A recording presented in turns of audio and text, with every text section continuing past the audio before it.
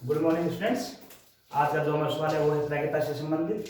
प्रेरिता क्या होती है? प्रेरिता का मान जैसे निकालना हो तो आपको यानी ये इसका अर्थ ये होता है, कोई भी काम अगर हम करते हैं तो उसके काम का हमारे पक्ष में होना या उस काम का सही होने का जो मान आता है उसके चांसेस क्या होते हैं वो होती है उसकी प्रेरिता। प्रेरिता ज्ञात करने का जो सूत्र होता है वो होता है प्रेरिता बराबर अनुकूल परिणाम बटा कुल परिणाम, यानी उस काम के होने के जो टोटल चांसेस है वो हमेशा बट्टे में लिखा जाएगा और जो हर पक्ष में होगी या उस काम को करने के जो संभावनाएं हैं वो हमेशा उसके ऊपर लिखी जाएगी। जैसे अब किस किस परिणाम में क्या जाता है, जैसे हम बात करते हैं आज सिक्के की। अगर आप मानो हम पहले बात करते हैं एक सिक्का लेते हैं, अगर आप एक सिक्के को उछालते हो तो उसके हमेशा चांस बनेंगे दो, या तो उसमें क्या आ सकता है, या तो हेड आ सकता है या क्या आएगा आपका टेल। अगर हिंदी में कहें तो इसको कहते हैं चित, इसको कहते हैं पट, और इंग्लिश में हेड या टेल। तो अब या तो दो एक सिक्के को अगर आप दो एक बार उछालते हो तो या तो उसमें हेड आएगा या टेल, इसके जो टोटल चांस बनते हैं वो हमेशा कितने बनेंगे आपके दो। इस बात का हमेशा ध्यान रखना। आप जब आप एक सिक्के को उछालते हैं तब उसके जो टोटल चांस है वो कितने बनेंगे, हमेशा दो। अगर मान लो आपके क्वेश्चन मांगे कि एक सिक्के को उछालने पर चित्त या पटाने की क्या रहता है तो बट्टे में हमेशा कुल कितना लिखा जाएगा दो। अगर उसने चित्त का पूछा है तो मान लो हेड कितनी बार आ रहा है एक बार, ऊपर कितना लिखा जाएगा एक, और टेल कितनी बार आ रहा है एक बार तो ऊपर कितना लिखा जाएगा आपका एक। लेकिन बट्टे में एक सिक्के के लिए कितना लिखा जाएगा, हमेशा दो। अगर हम ले लेते हैं दो सिक्के, अगर आपने दो सिक्के ले लिए तो उसके टोटल चांस कितने आ सकते हैं वो देखते हैं।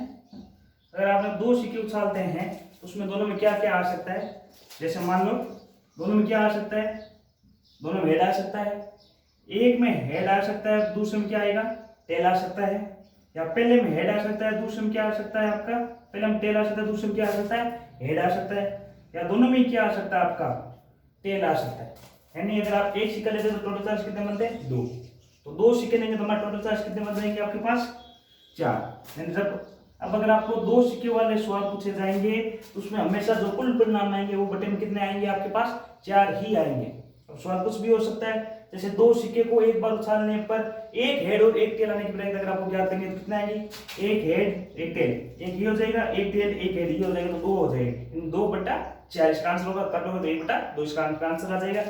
ये बात ध्यान रखने योग्य है, चाहे आप एक सिक्के को दो बार उछालो या दो सिक्कों को एक बार उछालो, बात दो सिक्के वाली ही लागू होगी।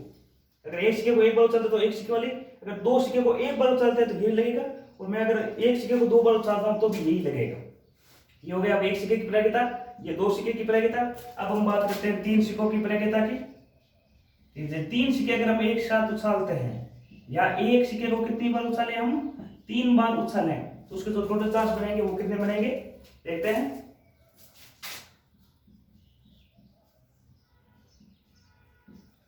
याद रखना बहुत ही आसान तरीका है इनका, अगर आपको याद नहीं रहता तो।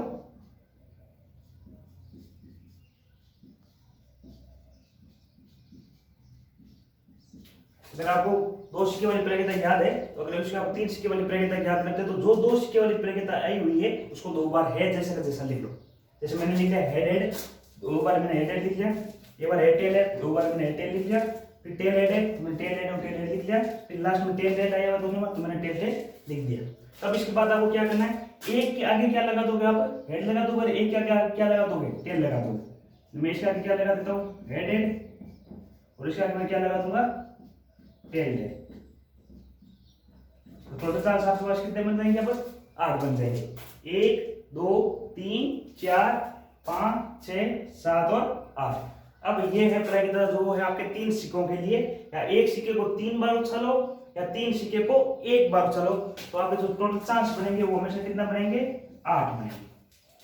सवाल कुछ भी आ सकता है इसमें भी, हो सकता है उसमें तीनों ही हेड आने की प्रयोगिता तो ऊपर कितना आ जाएगा आपके पास सिर्फ और सिर्फ एक ही आएगा और किसी भी चांस से इसमें आपके तीनों हेड नहीं आ रहे तो बटे में हमेशा कितना लिखा जाएगा इसके लिए हमेशा 8। जैसे मान को सवाल आ जाए कि तीन सिक्कों को एक बार उछालने पर तीनों हेड होने की या तीनों चित्त होने की प्रयोगिता क्या है, तो आप लिखने का तरीका बता देता हूं। आप हमेशा जिसकी प्रयोगिता पूछे वो लिखना है, तीनों हेड होने की प्रयोगिता पूछे या तीनों चित्त होने की प्रयोगिता पूछे तो हम लिखेंगे तीनों चित्त होने की प्रयोगिता।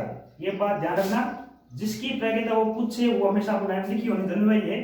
चित्त होने की प्रयोगिता हम याद करें तो हम लिखेंगे दोनों तीनों चित्त होने की प्रयोगिता, और इसके बाद हमेशा सूत्र लिखा हुआ होना अनिवार्य है अनुकूल परिणाम बटा कुल परिणाम।